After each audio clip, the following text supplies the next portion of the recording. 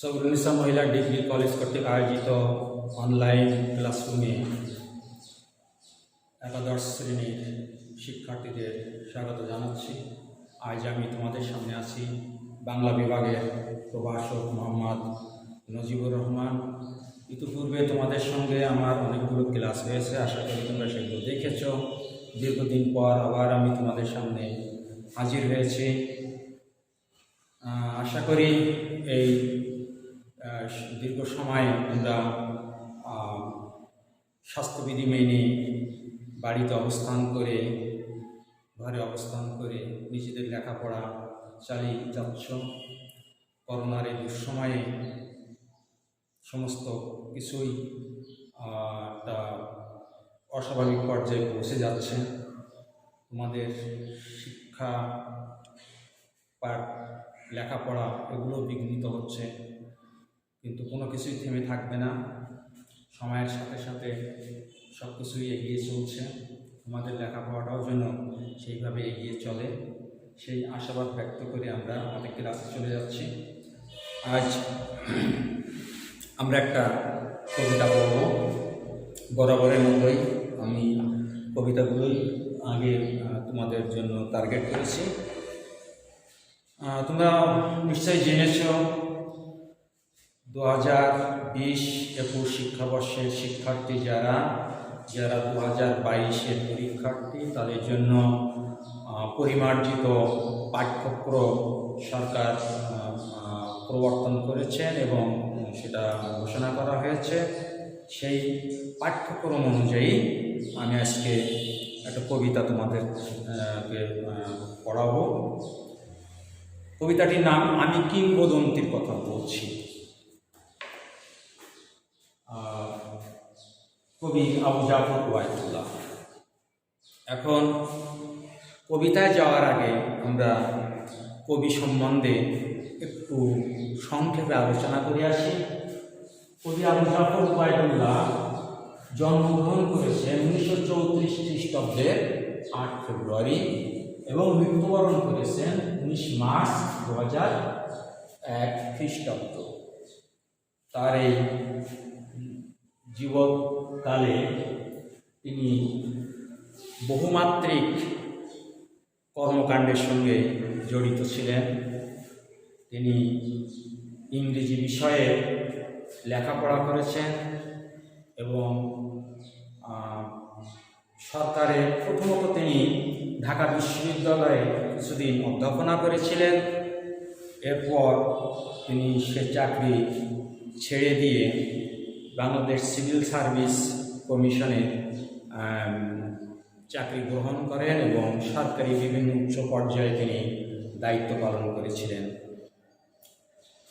তিনি 1982 সালে বাংলাদেশ সরকারের কৃষি এবং পানি সম্পদ মন্ত্রী হিসাবে দায়িত্ব পালন করেছেন। 1984 খ্রিস্টাব্দে তিনি যুক্তরাষ্ট্রে বাংলাদেশের রাষ্ট্রদূত হিসাবে নিযুক্তি লাভ করেছিলেন। অর্থাৎ আমরা লক্ষ্য করলে বুঝতে পারব কবি আবু জাফর ওবায়দুল্লাহ তিনি বৈচিত্র্যময় কর্মকাণ্ডের সঙ্গে জড়িত ছিলেন। তার কর্মে বহুমাত্রিকতা তাকে খ্যাতির উচ্চ পর্যায়ে নিয়ে গিয়েছিল। পাশাপাশি একজন কবি হিসাবেও তিনি যথেষ্ট তার যে সুনাম, যশ, খ্যাতি সেটা তিনি অর্জন করতে পেরেছিলেন।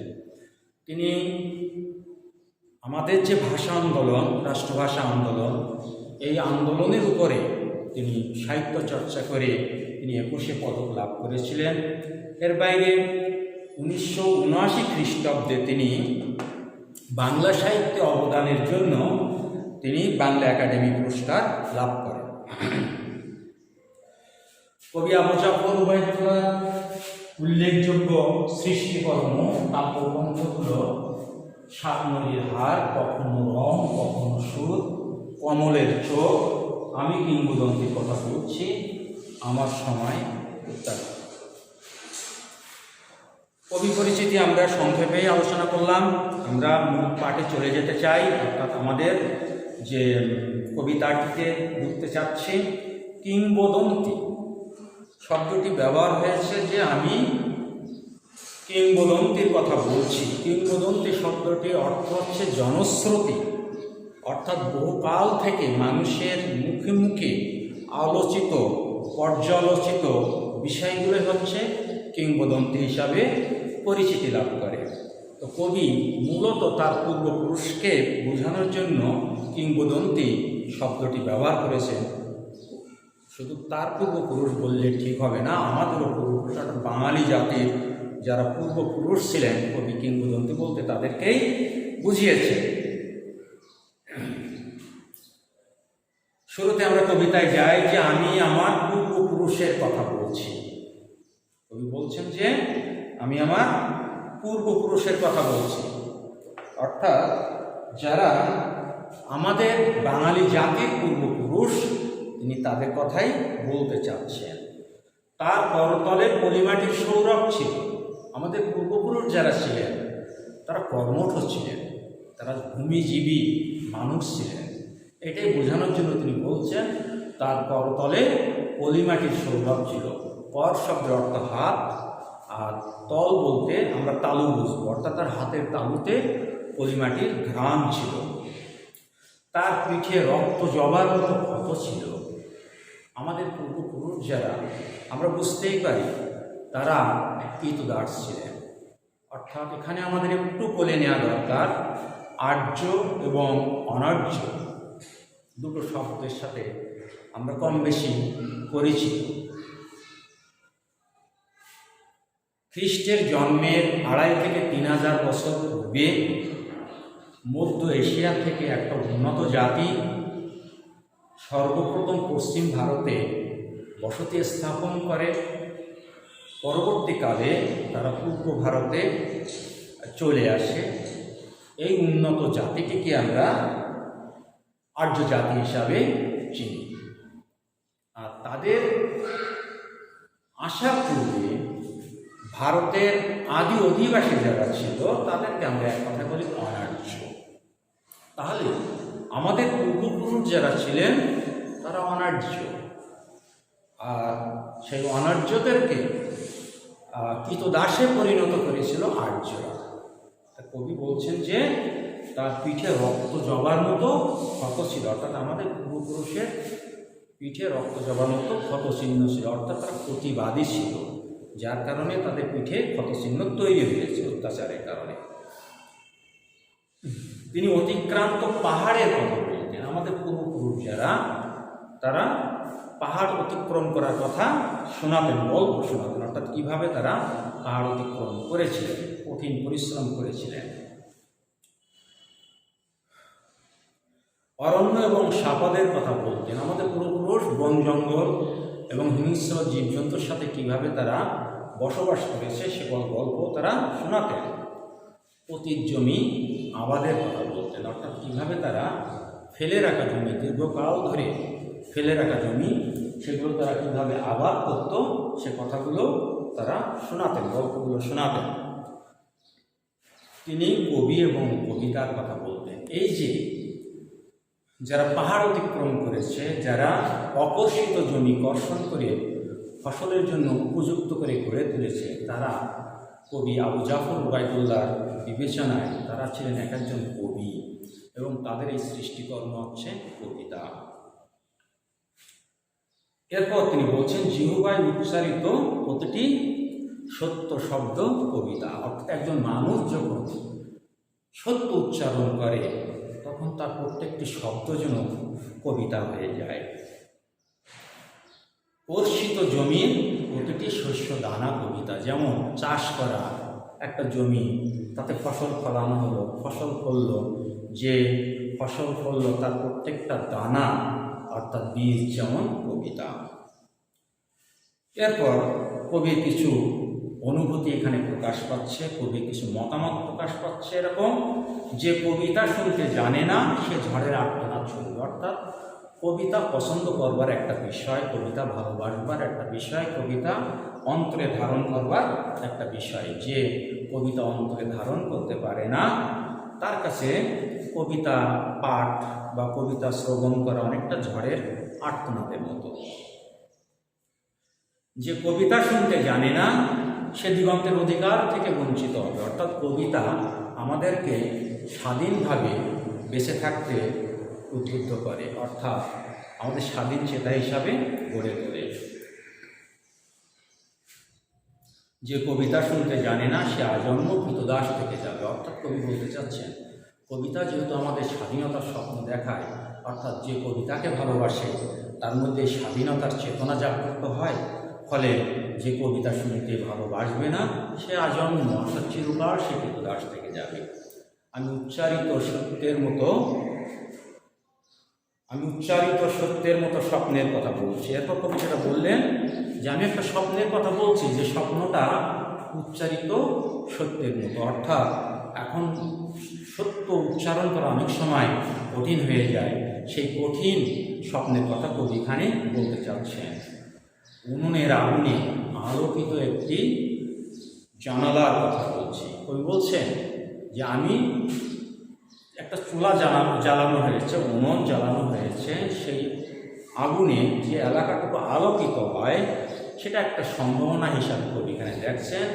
যে ঠিক একটা ঘরের একটা জানালা যেমন আলোকিত হলে একটু আশার আলো জাগে মানুষের মনে, ঠিক কবির সামনে এরকম কিছু জিনিস, সম্ভাবনা অর্থাৎ স্বাধীনতার চেতনা, এরকম কিছু জিনিস কবি দেখে কবি আশান্বিত হয়েছে। তাই কবি বলছেন যে আমি উনুনের আগুনে আলোকিত একটু উজ্জ্বল জানালার কথা বলছি, আমি আমার মায়ের কথা বলছি। এরপর কবি বলছেন যে আমি আমার মায়ের কথা বলছি। তিনি বলতেন প্রবাহমান নদী যে সাঁতার জানে না তাকেও ভাসিয়ে রাখে।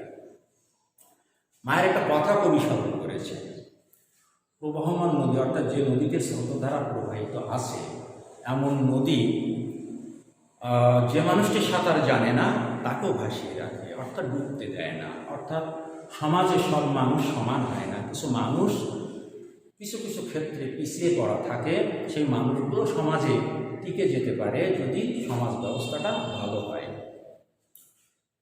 যে কবিতা শুনতে জানে না সে নদীতে ভাসতে পারে না। এরপর কবি বলছেন যে নদীতে ভাসতে গেলে অর্থাৎ মানে ভেসে থাকার মতো একটা অবস্থা তৈরি করতে গেলে কবিতা ভালোবাসা লাগবে, অর্থাৎ কবিতা শোনার মানসিকতা থাকতে হবে।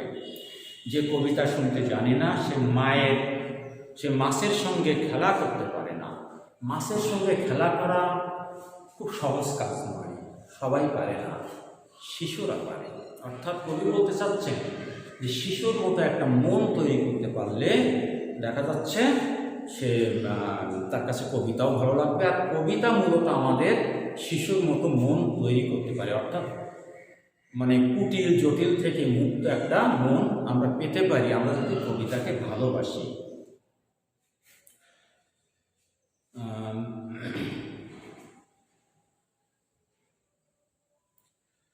এরপর বলছেন যে কবিতা শুনতে জানে না সে মায়ের কোলে শুয়ে গল্প শুনতে পারে না। অর্থাৎ এখানে একই কথা, মায়ের কোলে শুয়ে গল্প শোনার মতো যে মানসিকতা সেটাও যদি অর্জন করতে হয় তাহলে তাকে কবিতা ভালোবাসতে হবে। আমি কিংবদন্তির কথা বলছি, আমি আমার পূর্বপুরুষের কথা বলছি, আমি বিচলিত স্নেহের কথা বলছি। কবি এরপর বলছেন যে আমি ওনারাই একই চরণ উচ্চারণ করছেন যে আমি আমার পূর্বপুরুষের কথা বলছি, বিচলিত স্নেহের কথা বলছি। অর্থাৎ বিচলিত বলতে কি অস্থির স্নেহ কখন দেখা দেয়? সাধারণত মায়ের ক্ষেত্রে সন্তানের যদি কোনো বিপদ আশঙ্কা করে মা, তাহলে মায়ের যে স্নেহটা তৈরি হয় ওই সময় সেই স্নেহটা অস্থির স্নেহ। এরপর কবি ওইটাই বলছেন, অর্থাৎ একটা দুঃসময়ের ইঙ্গিত কবি এখানে দিয়েছেন। গর্ভবতী বোনের মৃত্যুর কথা বলছি। এরপর কবি বলছেন যে আমার যে বোন গর্ভবতী ছিল তার মৃত্যুর কথা বলছি। এটাও একটা দুঃসময়ের ইঙ্গিত কবি এখানে দিচ্ছেন। আমি আমার ভালোবাসার কথা বলছি, অর্থাৎ এই যে স্নেহময়ী মাতা এবং গর্ভবতী বোন এরাও কবির কাছে খুবই প্রিয় এবং কবির ভালোবাসার পাত্র। এরপর কবি যেটা বলছেন যে ভালোবাসা দিলে মা মরে যায়। অদ্ভুত, সাধারণত ভালোবাসা দিলে মরবে কেন? কবি এটা বলতে চাচ্ছেন, অর্থাৎ আমাদের কাছে মা দুটো, একটা হচ্ছে দেশ মাতা আর একটা হচ্ছে গর্ভধারিণী মাতা। গর্ভধারিণী মাতা দেশকে মুক্ত করবার জন্য ছেলেকে যুদ্ধে পাঠায়। দেশ মাতা হয়তো মুক্ত হয়, স্বাধীন হয়, কিন্তু ছেলে ফিরে এসে মাকে আর, গর্ভধারিণী মাকে আর ফিরে পায় না। এইটা বোঝানোর জন্য কবি বলতে চাচ্ছেন ভালোবাসা দিলে মা মরে যায়, অর্থাৎ এক মাকে উদ্ধার করতে গিয়ে, এক মাকে মুক্ত করতে গিয়ে আর এক মা হারিয়ে যায়। যুদ্ধ আসে ভালোবেসে, পরবর্তীতে কবি উচ্চারণ করলেন যে যুদ্ধ আসে ভালোবেসে, অর্থাৎ আমরা যুদ্ধকে সবসময় নেতিবাচক দৃষ্টিতে দেখে থাকি। অনেক ধ্বংসযজ্ঞের কারণ হয় এই যুদ্ধ, কিন্তু যুদ্ধ যখন মুক্তির পূর্বশর্ত, তখন সেই যুদ্ধ অবশ্যই কাম্য। কবি সেই যুদ্ধের কথা বলছেন যে যুদ্ধ যখন আসে তখন বুঝবে যে তোমাকে ভালোবেসে সেটা এসেছে, অর্থাৎ তোমাকে মুক্ত করবার জন্যই যুদ্ধ এসেছে। মায়ের ছেলেরা চলে যায়, অর্থাৎ সেই যুদ্ধে মায়ের ছেলেরা চলে যায়। আমি আমার ভাইয়ের কথা বলছি, ঠিক এমনই একজন যুদ্ধে চলে যাওয়া কবির ভাই, তার কথা কবি স্মরণ করছেন। যে কবিতা শুনতে জানে না সে সন্তানের জন্য মরতে পারে না। যে মা সন্তানকে যুদ্ধে পাঠালো এবং যে মা সন্তানের জন্য মৃত্যুবরণ করল, এই মা কিন্তু সাধারণ মা না। এ মা আত্মোৎসর্গকারী একজন মা, অর্থাৎ তিনি সন্তানকে মৃত্যুর মুখে ঠেলে দিলেন, প্রকারান্তরে তিনি নিজেও মৃত্যুকে ডেকে নিলেন। এরপর কবি বলছেন যে কবিতা শুনতে জানে না সে ভালোবেসে যুদ্ধে যেতে পারে না। যে ছেলেটি যুদ্ধে যায়, 1971 সালের মুক্তিযুদ্ধের কথা যদি আমরা স্মরণ করি তাহলে সেখানে আমরা দেখব যে মানুষগুলো যুদ্ধে ঝাঁপিয়ে পড়েছিল, তারা যদি জীবনের মায়া করতেন তাহলে কিন্তু তারা যুদ্ধে যেতে পারতেন না। যাই হোক, আমাদের ক্লাস টাইম শেষ হয়েছে, আজকে আমরা এখানে শেষ করছি। আমরা আগামী দিন এই কবিতাটা সম্পূর্ণ শেষ করব। আশা করি তোমরা বুঝতে পেরেছ। তোমরা ভিডিওটি দেখবে, বইয়ের সঙ্গে মিলিয়ে পড়বে, দেখবে, পাশাপাশি এই বইটাও দেখবে, শব্দ অর্থ টিকা টিপ্পণী এগুলো দেখবে, তাহলে তোমাদের বুঝতে আরও সহজ হবে। সবশেষে আমি তোমাদের সবার সুস্বাস্থ্য কামনা করে আমার ক্লাসটি আজকের মতো এখানে শেষ করছি। তোমাদের সবাইকে ধন্যবাদ।